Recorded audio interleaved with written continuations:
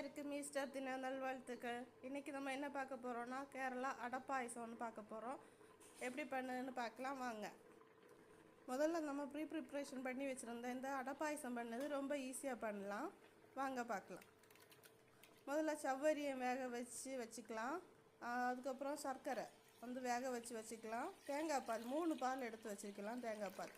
அதுக்கப்புறம் அடையும் வேக வச்சா நம்ம வந்து ஈஸியாக பண்ணிக்கலாம்.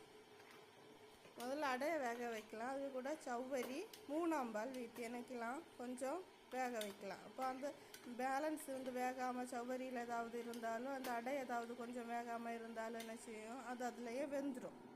அதுக்கப்புறம் வந்து நம்ம சர்க்கரை, இந்த கருப்பு கலர் சர்க்கரையாக இருந்தால் என்ன செய்யும், நல்ல கலர் கிடைக்கும். வெள்ளை கலர் சர்க்கரையாக இருந்தால் என்ன செய்யும்னு சொன்னால் கொஞ்சம் கலர் கம்மியாக இருக்கும். அவ்வளோதான் டிஃப்ரென்ஸு. டேஸ்ட்டுக்கு எல்லாம் மாற்றம்லாம் வராது. அந்த அடையும் இந்த சவ்வரி நல்லா வெந்ததுக்கப்புறம் இந்த சர்க்கரை தண்ணியை போட்டு நம்ம கிளறிட்டே இருக்கணும். இதில் ஒரே கஷ்டம் என்னன்னு சொன்னால் நம்ம கிளறிட்டே இருக்கணும். கிளறாமல் இருந்தால் அதை அடி பிடிச்சா ரொம்ப கஷ்டம். ஆனால் நல்லா அடிக்கனமான பாத்திரமாக இருந்தால் கொஞ்சம் கூட ஈஸியாக இருக்கும். அதுக்கப்புறம் நம்ம அது வந்து கொஞ்சம் கெட்டியானதுக்கப்புறம் என்ன செய்யலாம்னு 2ஆம் பால் ஊற்றிக்கலாம். 2ஆம் பால் நல்லா கட்டியாக இருக்காது. நம்ம முதல் பால் எடுக்கும்போதே நல்லா கட்டியாக வந்ததுனால 2ஆம் பால் கொஞ்சம் இதாக தான் இருக்கும்.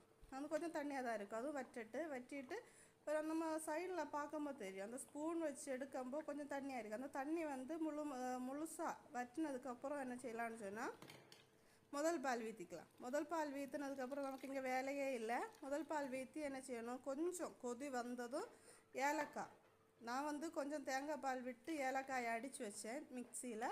அந்த ஏலக்காயும் போட்டு என்ன செய்யலாம், கொஞ்சம் கிண்டி மூடி வைக்கணும். இந்த டெக்ஸ்சரில் இருந்தால் தான் என்ன செய்யணும்னு சொன்னால் நம்ம இது தணுக்கம்போ இது வந்து கரெக்டாக இருக்கும். அல்லாட்டி நம்ம நல்லா குறுக்கி வச்சோன்னு சொன்னால் நம்ம தணுக்கம்போ வந்து ரொம்ப கட்டியாயிரும். அதனால் என்ன செய்யணும், கொஞ்சம் லூஸாக தான் என்ன செய்யணும் வைக்கணும் ஃபஸ்ட்டில்.